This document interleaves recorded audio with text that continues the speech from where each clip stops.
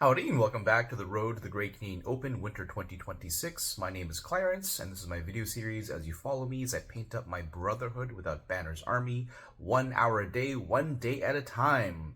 So the whole point of the series is for me to help you paint your army as well, to show you that if you chip away at your army regularly, you can get a lot done. I'm doing 1 hour a day, but I know that's not possible for everyone, but I'm just trying to encourage you to find some time during your day, half an hour, 50 minutes, something that just chip at your army as well.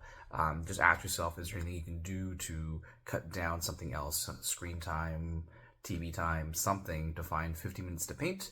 If you do, you can get a lot done, and I actually find the painting quite calming after a while. I look forward towards that hour of time to myself. Anyway, that's it for my preachy rant. Let's see where we're at and what we're going to do.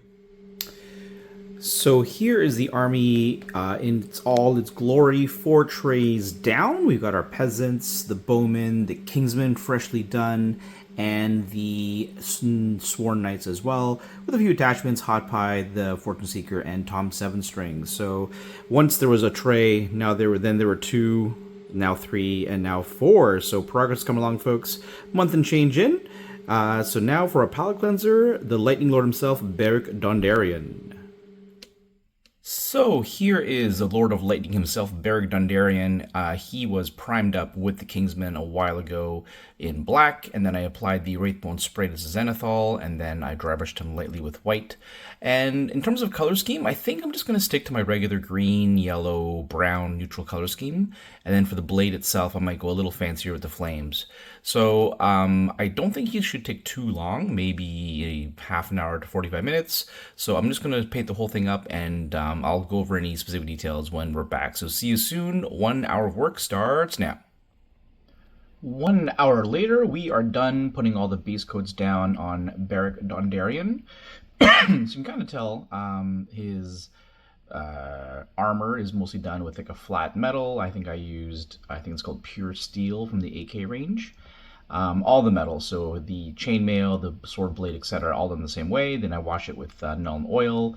The green is a normal warp block green. His cloaky bits are done in Nazarag yellow. And then on the armor itself, there's some like banding, which I did with the snakebite leather, as well as belts.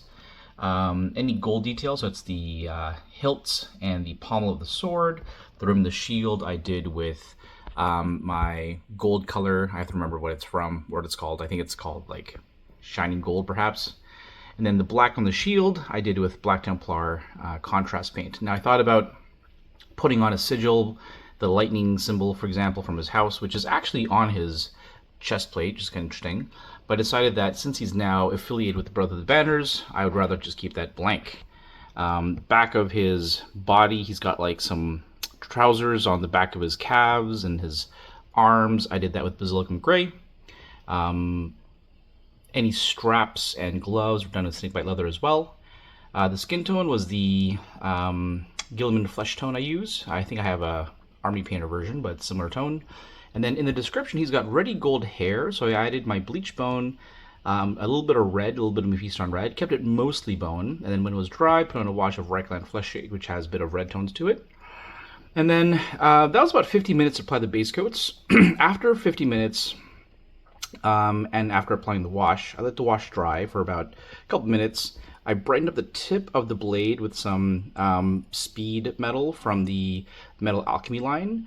And then I went over with pure white on the blades of the flames along the blade.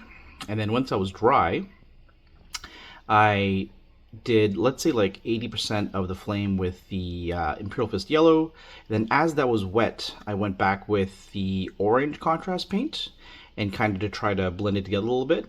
And then if it was ever really, really stripy and harsh, I took a mix of the Imperial Fist yellow and the orange, I think it's blazing orange contrast paint, to try and smooth it out. And then I painted the very tips of it with some watered down Mephiston red. So that was Beric's paint scheme. He's now done. He's a little fun model to paint. He's also the main commander of the army, so it's cool to get him done. Oh, I did the rock here with Dawnstone.